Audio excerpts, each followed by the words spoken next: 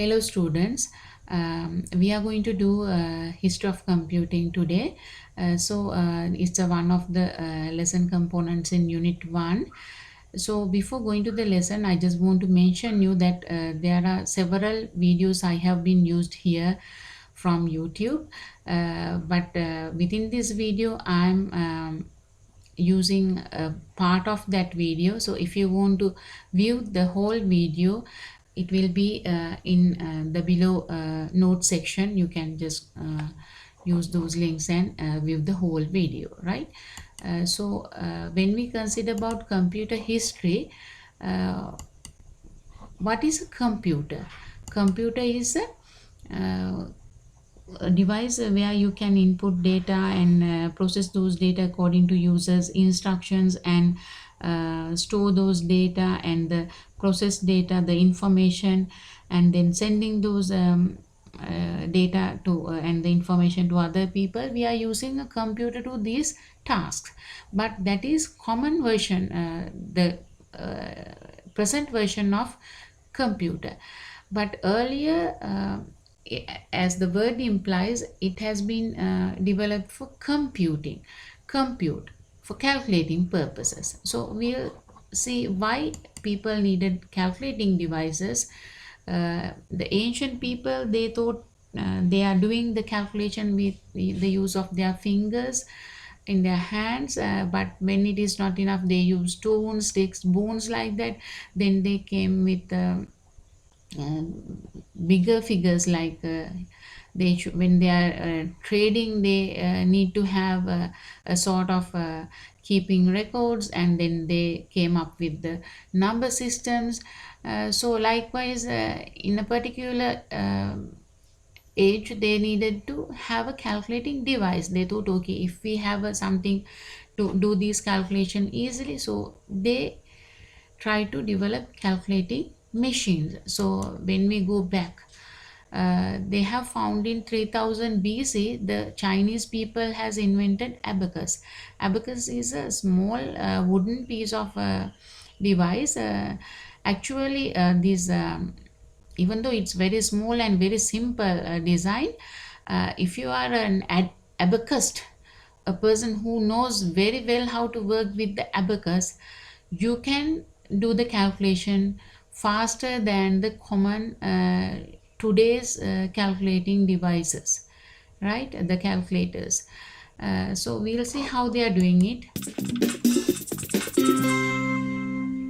How to count on an abacus. The abacus is an ancient calculating tool. Simple rules for counting on an abacus are described here. You will need an abacus and a flat surface. Step 1. Place the abacus on a flat surface with the upper section away from you. Push all the beads in the upper and lower sections away from the central crossbar. The Chinese abacus has 13 columns of counting beads divided into an upper and lower section by a horizontal crossbeam. Each column of the upper section contains 2 beads, and each column in the lower section, 5 beads. Step 2. Move the corresponding number of beads on the rightmost lower deck column toward the central crossbeam to count from 1 to 5. Each bead in the rightmost upper deck column has a value of 5. Step 3. Set the 5 bead above the crossbeam in the same column when you have 5 beads in the lower section and need to add 1 more. Then, clear 5 beads in the lower section. Step 4. Set a second 5 bead in the same column when you have 5 more beads set in the lower section and need to add 1 more. The 2 beads in the upper section correspond to the number 10. Clear the 5 beads in the lower section. Step 5. Continue counting in the same manner using columns to the left to represent numbers of increasing value. From right to left. Okay, I think that's enough for the for that. So you have seen how the calculations has been done. So next in line with the compute evaluation is in 1617. This Scotland mathematician John Naphier, he has invented logarithms. I think most of you know about logarithms. When you do calculation with larger values, it's easy to do it with logarithms, right? So not only he has invented this, introduced this logarithm, he has tried to invent a device for this logarithm. So the Naphier's bones is the device he has invented. Earlier he has done it with ivory columns. We'll see a present version of this. It's a real curiosity of mathematics from Elizabethan times. John Napier, who was responsible for logarithms, invented this, and they're called after his name Napier's bones. And it's a beautiful way of multiplication and division, but in an entirely mechanical way. And it's not that difficult to master. At least I've mastered the multiplication, but the division will take me longer. Here are the pieces. Now, if I want to multiply a number like 1, 2, 3, 4, and 5, and I'll take all the rest out. I want to divide that, multiply that number, 12,345. I'm going to multiply it by 6. And all I need to do then is to read across these numbers here, and working from the back, along this line here, I see a 0, that will be the last figure. I see a 3 and a 4, which adds up to 7. I see a 2 and an 8, so I put in a 0 and carry over 1. I see a 1 and a 2, and carry over 1 as a 4, and a 7. When I write that down and check with my little electronic calculator, it's the right answer. Extraordinary. So any amount of simple calculations can be done with this little device, which is a reproduction, say, of something invented 400 or 500 years ago, Napier's bones. Okay, I think you got the idea how the calculation is being done. Now, in line with the next one is sliding rule. Actually use the same concept. Here you can see the sliding rule. We'll see how it... So it's recording at the moment, okay. Well, a slide rule works by having a clever squashed scale that's based on logarithms. If you try measuring the width of your hand in one point there, you can see that the scale starts at 1, and so the width of my hand is 1.3. If I measure my hand up here from the 10, you can see that my hand is nearly 2, so my hand appears to be bigger. So the slidey scale is done in a special way. If I slide the middle scale, so this 1 lines up with the 2 here, and now the scale with the 1, I move across until I get to, say, 3. If I now look back onto the original scale, I can see the answer is 6. So 2 times 3 is 6. But actually what's happened is this slide is now telling me the whole of the 2 times table. So if I come back here, 2 times 2 is 4. If I go the opposite way, 2 times 4 is 8. 2 times 5 is 10, but of course that works even for decimals. So if I find 2.5, 2 times 2.5 is the answer 5. And so having got my slider into the position for 2, anything multiplied by 2 can be read off. And now I can even work the other way, so I can do, say, 1.3 times pi is 4 points, that can be 1, so 4.07, 4.08. I think you got the idea. You have seen, no, this how the middle part, you can slide that middle part of this device, and then easily calculations has been done.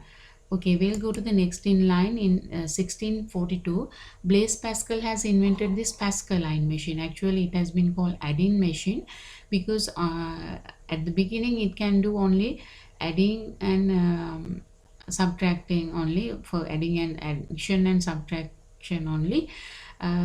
This is actually a machine.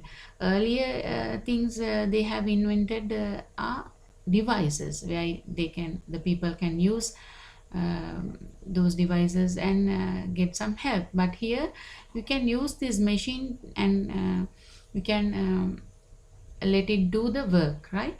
So here you can still see the resemblance of these Pascalines on electricity meters and water meters.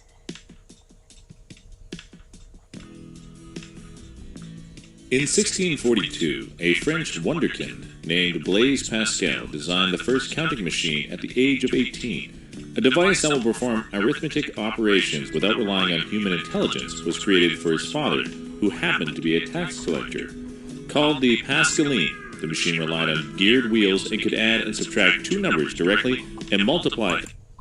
So here, with the next inline, with Gottfried Wilhelm von Leibniz in 1674, he has tried to develop this Pascaline machine, and he has invented something called step reckoner, where he can do the not only addition and subtraction, but also multiplication and division also. We'll see how it works. Can see now it's in 0 and 0. 0 plus 0 means 0. So the answer is 0.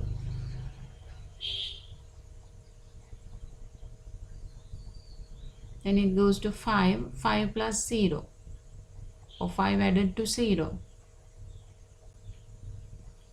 It will be 1, 2, 3, 4, 5. Now the answer is 5. Then it moves to 2. Now already 5 is there. 5 plus 2, or 5 added to 2. 5, 6, 7. That's how answer comes. So likewise the other calculations also can be done. We'll go to the next in line, the mechanical loom. Actually, this Joseph Deckard, France engineer, he has invented a mechanical loom where it has been used the punch cards. Punch card says okay where the pattern should be done and where the pattern should not be done. Likewise, we'll see the video. It was then that a French engineer invented a new kind of loom for weaving pattern fabrics. The patterns for the fabrics were stored on punched cards. As the cards moved past the needles of the loom, only needles that matched up with holes in the punched cards could get through to plant their threads in the pattern of the cloth. Thus, the tedious, repetitive business of setting needles to weave patterns became a machine job instead of a manual job. In effect, the hole in the card said, "Yes, come through and plant a thread." No hole meant simply, "No, do not plant a thread." That's the yes-no language of punch.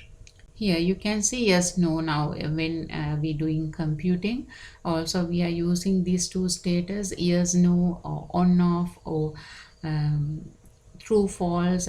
So we'll consider those things again with unit 2.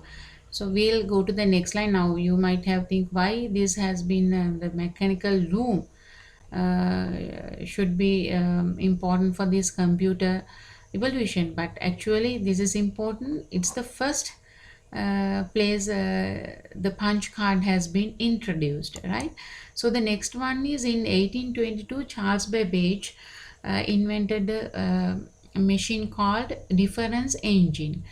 It's a sort of prototype of world's first mechanical computer.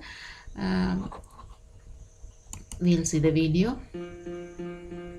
Charles Babbage was the only child of a tyrannical London banker, a bully at home. But his money kept his son and heir financially comfortable for life. Cambridge educated in mathematics and supremely self-possessed, Charles became an iconoclastic writer and habitual inventor. In 1832, the drawing room of his London home became a showcase for demonstrations of a small section of his difference engine, a far from finished device by which he intended to revolutionize calculation by mechanizing it. At his soirees, London's intellectual society watched what you see now. Okay, now this when he invented the difference engine, later he thought I should have done something more general purpose thing. So he has designed an analytical machine in 1833, but due to various reasons, lack of funds, due to various problems with the engineers, he was unable to complete this. But in this design he has mentioned about the input components, processing things, and storages and output. He has designed the necessary components in this machine, right? So actually those are the things we are using today's computers also. So in later the people who has invented, people who have developed the computer has used Charles Babbage's this concept. So because of that, he is known as the father of computing. The Analytical Engine was a proposed mechanical general-purpose computer designed by English mathematician Charles Babbage. It was first described in 1837 as the successor to Babbage's difference engine, a design for a mechanical computer. The Analytical Engine incorporated an arithmetic logic unit, control flow in the form of conditional branching and loops, and integrated memory, making it the first design for a general-purpose computer that could be described in modern terms as Turing-complete.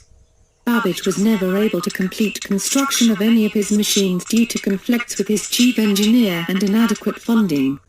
It was not until the 1940s that the first general-purpose computers were actually built. Design. During Babbage's difference engine project, he realized that a much more general design, the Analytical Engine, was possible.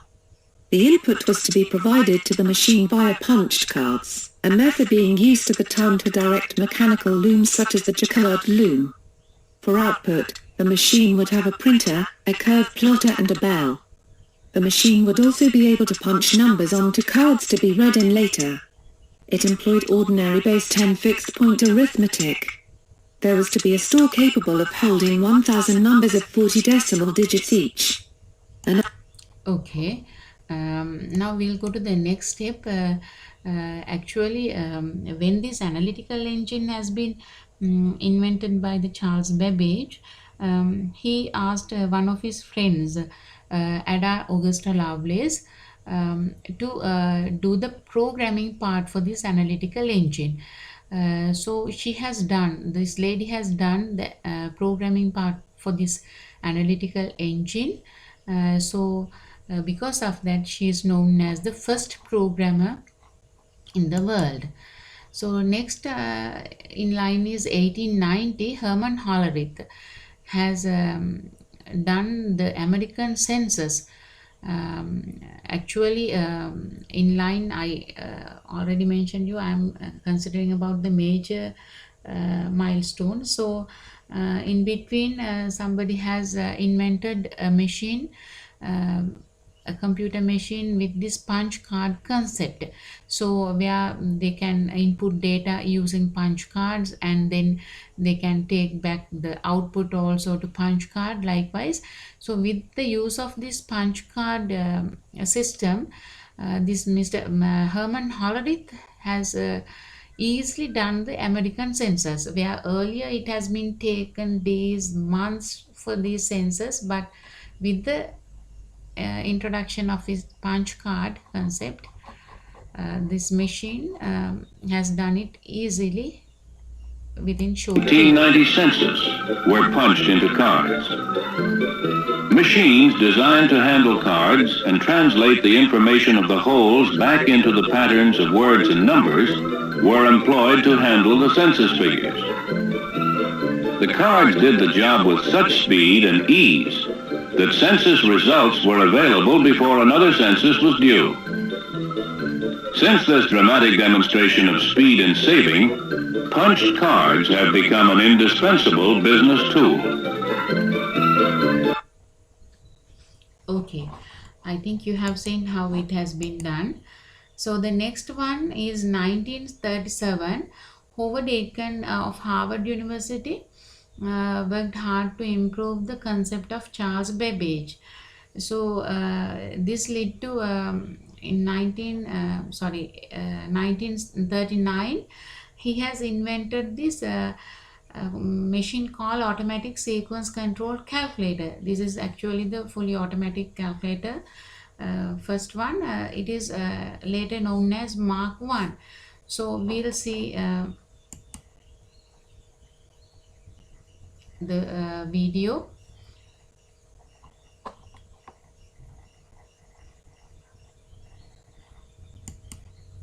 Be honest, do you really want to watch a video that looks like this? There's a good reason why presenters use images and visual... Some of the The following video is presented by the Computer History Archives Project.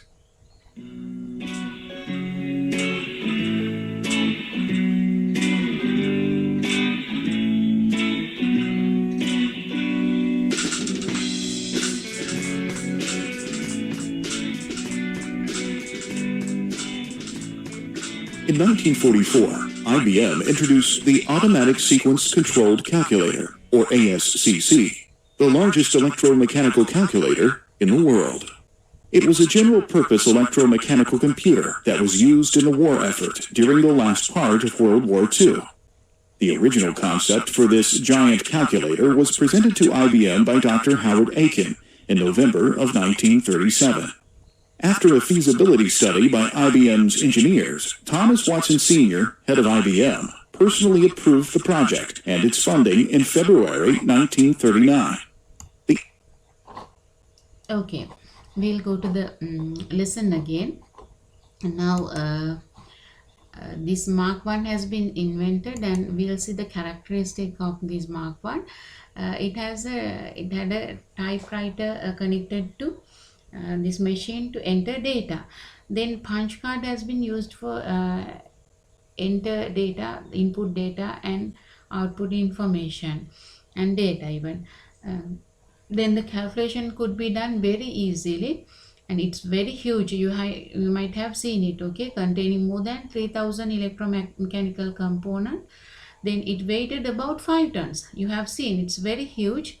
It needed more space, more than one single room or a big room to keep it, and was used for more than 15 years. It has been used more than 15 years, right? So between 1937 to 1942, a Bulgarian professor John Vincent Atanasoff and Clifford Berry, these two personals has tried to develop a particular computer. It has been named with Atanasoff Berry computer or ABC computer with their names, but they have done this partially. So most of the people, when they go with the line, they say this is the first electronic digital computer, but the thing is they have not done it fully. They have done it partially. They have developed it partially. So because of that, they was unable to get the patent for this machine.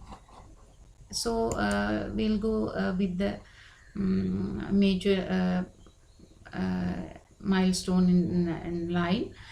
This one, John von Neumann, actually he has participated for developing various machines, but here we are considering about him is in 1945 he introduced a concept. He told that we can use the same computer and we can change the program stored. We can write several programs, we can store those programs, and we can do various tasks using the same physical computer. We don't have to do changes for the physical components. We have to do only the programming changes. Then we can do various tasks. So this is the concept we are using today even.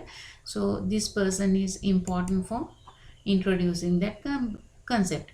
So in 1946, John Mowley, a professor at University of Pennsylvania, and his team, one of his students also, J. Jesper Eckert, developed the world's first digital computer, ENIAC, Electronic Numerical Indicator and Computer. You can see it's also a huge machine.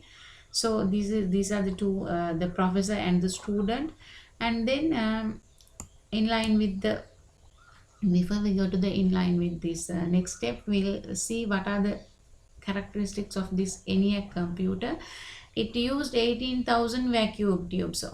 So the first computers, they have used these vacuum tubes for the processing part. So lack of any moving parts, there's nothing, the moving part was very lack in this computer ENIAC.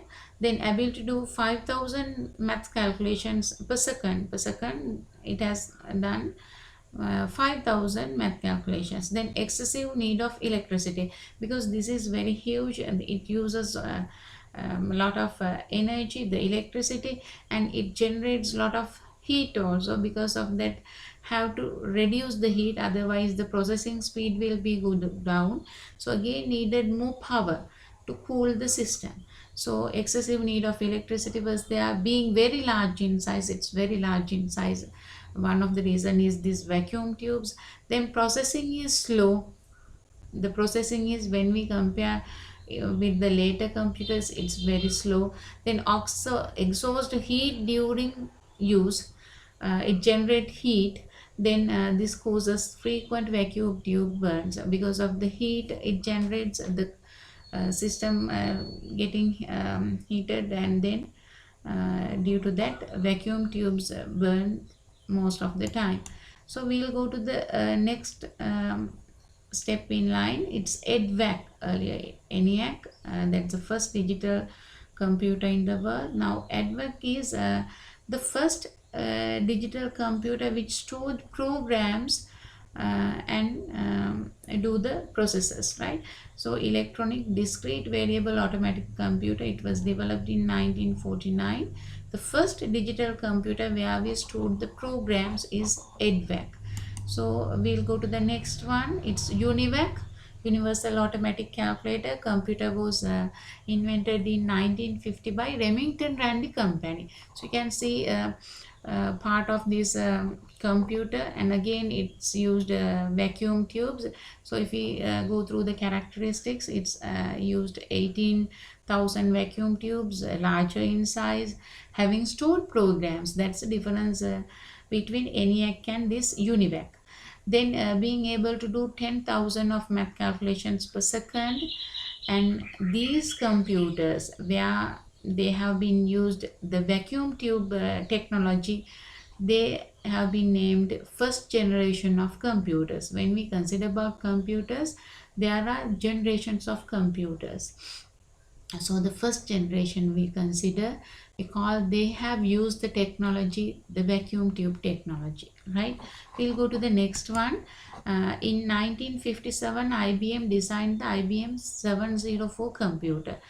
The characteristic of this is use of magnetic core memory, and it has been able to do 100,000 math calculations per second. That are the characteristics. Again, it's a very large machine. So we can go to the next step, which is a main step, major milestone in computer evolution. In 1947, these three persons, the William Shockley, John Bardeen, and Walter Bardeen, they have invented transistor. So finding transistor is a major event in history of not only in computer evolution but also in physics. So because of that, 1956, these three people has been given the Nobel Prize in Physics in 1956 because of this invention. So with the use of these transistors, we call the machines who has used transistors the second generation computers. Then we'll go to the next step actually. Now people try to develop more and more, try to find ways how to reduce the size of the computer. So with the invention of these transistors, the size has been become small, and then again the people has tried to find more things, more technology, more new technology regarding this. So they have put they have housed these large number of small transistors in one single silicon chip, and they have created something called integrated circuits or ICs. So when we consider about these integrated circuits, according to the integration they have done, there are 5 kind of circuits we call small scale integration, SSI, MSI, medium scale integration, LSI, large scale integration, VLSI, very large scale integration, then ULSI, ultra large scale integration. These are the ICs. Actually the people who has invented, they have they have put lot of transistors, very small pieces, into one single silicon chip. So we call these these computers third generation computers. So we'll go to the next one. Thousands of integrated circuits, ICs were embedded in the silicon chip to create microchips, which means now we have called several or lot of transistors we have integrated in one silicon chip.